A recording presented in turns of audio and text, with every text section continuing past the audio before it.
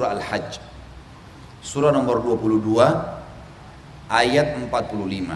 A'udzu billahi minasyaitonir rajim. Faka'ayyin min qaryatin ahlaknaha wa hiya zalimatun fahiya khawiyatun ala urushiha wa bi'rin mu'attalatin wa qasrin masyid. Berapa banyak kota yang telah kami binasakan, kata Allah, yang penduduknya dalam keadaan zalim. Zalim artinya sengaja melakukan dosa-dosa yang telah Allah larang. Maka tembok-tembok kota itu roboh, menutupi atap-atapnya. Dan berapa banyak pula sumur yang telah ditinggalkan dan istana yang tinggi. Baik teman-teman, saya berharap contoh yang akan saya berikan ini, kalau ada teman-teman dari wilayah itu jangan tersinggung. Saya bukan sedang menyinggung Anda pribadi, bukan sedang menyinggung pimpinan di kampung atau di kota itu, tapi kita sedang menerapkan teori syar'i pada realita lapangan. Sepakat poin ini ya? Bisa sepakat? Baik. Karena ini contoh syar'i. Kita ambil contoh di Indonesia yang pernah terjadi tsunami misalnya di Aceh. Pertanyaannya, tsunami merata, semua orang kena. Apa sebabnya? Bukankah Aceh mayoritasnya muslim? Benar nggak? Terkenal fanatik. Yang terkenal di Indonesia ini banyak. Ada Aceh, ada suku Makassar, Sulawesi Bugis Makassar, Sulawesi Selatan, ada saudara-saudara kita di Banten, ada yang mayoritas muslim dan fanatik dengan Islam yang mungkin lebih dari yang lain. Yang lain juga insya Allah fanatik, tapi ada memang yang luar biasa mereka. Gitu kan? Teman-teman di Aceh ini masyhur karena memang masuknya Islam di Indonesia melalui Aceh kemudian baru ke seluruh Indonesia umumnya. Baik, pertanyaannya, kalau sesuai dengan teori yang Ustadz bilang tadi, datangnya musibah umum seperti tsunami disebabkan karena dosa yang merata. Kira-kira dosa apa yang teman-teman kita lakukan? Mayoritas muslim, terkenal menerapkan Islam, kok di sana terjadi tsunami? Kok bukan di tempat lain? Jakarta juga punya Ancol tuh. Ada pantainya, bisa jadi tsunami. Kok bisa di sana? Maka jawabannya teman-teman, waktu terjadi tsunami, beberapa teman-teman saya dari para asatidzah, teman-teman pada berangkat ke sana, ngantarin bantuan, selimut, makanan, sembako dan segala macam hal. Saya sendiri coba menelusurin waktu saya susun tulisan ini, kebetulan pada saat kejadian itu. Apa nih penyebabnya? Nggak mungkin. Secara teori pasti ada penyebabnya. Dan penyebabnya ini mayoritas muslim nih. Pasti ada dosa yang merata, nggak ada yang lain. Saya coba telusurin. Teman-teman dari Aceh satu-satu saya tanyain, saudaraku, apa sih yang di Aceh menurut Anda yang merata dosa yang orang anggap bukan dosa lagi, biasa saja. Bahkan sudah sampai merata, orang-orang yang beriman pun mungkin bisa melanggar itu. Mereka ada yang bimbang, apa ya, nggak tahu. Ya, banyak sih dosa-dosa, seperti kasus adanya perzinahan, adanya riba, tapi itu di Jakarta lebih besar. Di kota-kota lain di Indonesia lebih besar. Kenapa harus Aceh? Terus saya telusurin, subhanallah, satu waktu saya duduk sama beberapa teman-teman dari Aceh, lalu saya tanya, dari pakaiannya, dari pergaulannya, dari segala macam, sampai saya masuk ke makanan. Akhirnya saya tanya, di makanan kalian di sana ada hal yang dilarang nggak secara agama yang dimakan? Nggak ada sih, makannya ayam, hanya kambing, biasa. Bumbu-bumbunya, bahan-bahannya ada yang haram nggak? Nggak ada. Terus saya dengar ada satu orang yang bilang, cuma memang kadang-kadang atau seringkali kami menggunakan sebagai penyedap rasa daun ganja. Dan daun ganja ini hampir merata, orang-orang di sana anggap bukan hal yang haram, biasa. Lunakin daging atau taruh di bumbu masakan, alasannya lebih nyaman saja, lebih sedap. Udah tahu belum, saya waktu itu saya tanya, udah tahu belum kalau ganja itu, daun ganja yang dianggap cuma daun dari pohon, secara internasional sudah dimasukkan setara dengan minuman keras, narkotika setara dengan minuman keras. Islam mengatakan khamr minum dosa besar nggak? Baik, pada saat dia merata kira-kira menjadi penyebab datang azab umum nggak?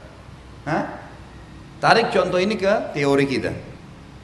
Teori syar'i, Meratanya sebuah dosa besar yang dibiarkan dan dianggap biasa mendatangkan musibah besar akan datang. Saya kemarin diundang ke Aceh di salah satu wilayah ceramah tablik akbar. Subhanallah, dengan hikmah Allah, Allah datangkan saya ke satu lokasi yang itu pusat yang paling berat pada saat terjadi tsunami. Tidak usah saya sebutkan namanya, karena alhamdulillah sekarang sudah membaik. Maka pada saat itu saya tanya teman-teman yang jemput saya di bandara, ikhwani, kebetulan ikhwan sudah ikut sunnah Masya Allah.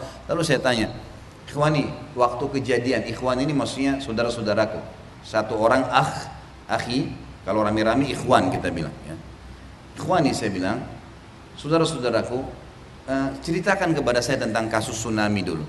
Saya masih penasaran nih, saya ingin menguatkan teori yang saya temukan dalam syariat dan saya tulis di buku saya dengan apa yang terjadi pada antum. Coba sampaikan kepada saya bagaimana ceritanya.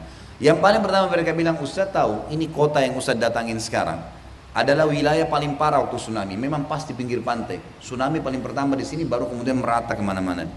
Ini kota ini hilang Ustaz, nggak ada satu bangunan pun, nggak ada, rata dengan tanah dari diangkat dari lautan tersebut, berdiri, hancurin semua kota ini. Sekarang Masya Allah hidup, ada masjid jami' besar, saya sempat tablik akbar di sana. Yang jelas pada saat itu saya bilang, baik, secara teori syar'i harus ada pelanggaran yang merata di sini. Apa pelanggaran antum? Mereka sempat berpikir, ada sih pelanggaran Ustaz, tapi pelanggaran itu biasa, artinya ada di seluruh Indonesia. Terus saya coba lempar, kalau kita lapangan dan yang paling dekat dengan kita di negara Indonesia yang sedang kita bahas. Terus saya tanya, baik, ada dosa lain nggak? Apa yang antum lakukan? Orang sini lakukan merata, orang anggap biasa. Dia bilang, Ustaz, sebelum kejadian tsunami, itu tepatnya terjadi seperti mau sekarang, tahun baru Masehi, yang sering dirayakan orang-orang Masehi. Dia bilang itu di pinggir pantai, yang Ustaz lihat ini sekarang, ini pinggir pantai, sepanjang pantai ini, itu sudah pada hari sebelum tsunami berapa hari saja, ini, itu penuh dengan perempuan dan sudah sampai pada tingkat mereka menari striptis. Aceh, saya bilang Aceh, perempuan tari striptis? Dia bilang iya Ustaz. Di sini, di kampung kami ini, di sini dan kami saksikan. Di sini terjadi. Untuk merayakan tahun baru Masehi. Penari-penari didatangkan, kemudian mereka menari, orang-orang datang bayar. Jadi seperti bar-bar, tapi bar ini tidak pakai tutup. Orang sudah mulai menari-menari perempuan pinggir pantai.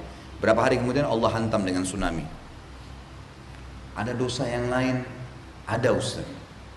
Dosa apa lagi? Kami kalau Ramadan, ini muslimin ya. Kami kalau Ramadan, umumnya di sini nelayan.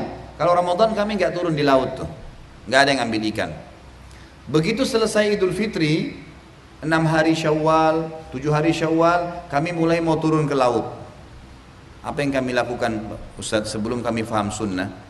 Kami menurunkan sesajen-sesajen ke lautan. Sesajen itu masakan, buah-buahan, batang pisang, ditebang akarnya, ditebang atasnya, dilubangin tengah-tengahnya, ditaruh sesajen, celupin tuh, jalangin di atas lautan. Untuk apa akhi? Ini untuk penjaga dan dewa laut. Muslim tuh, syirik bukan ini? Syirik ini, dosa besar nggak? Dosa besar, ini bahaya. Dan itu merata, semuanya melakukannya umumnya. Dan lucunya dia bilang Ustaz, sampai saya sekarang setelah ikut pengajian sunnah ini baru paham, kok bodoh benar saya dulu.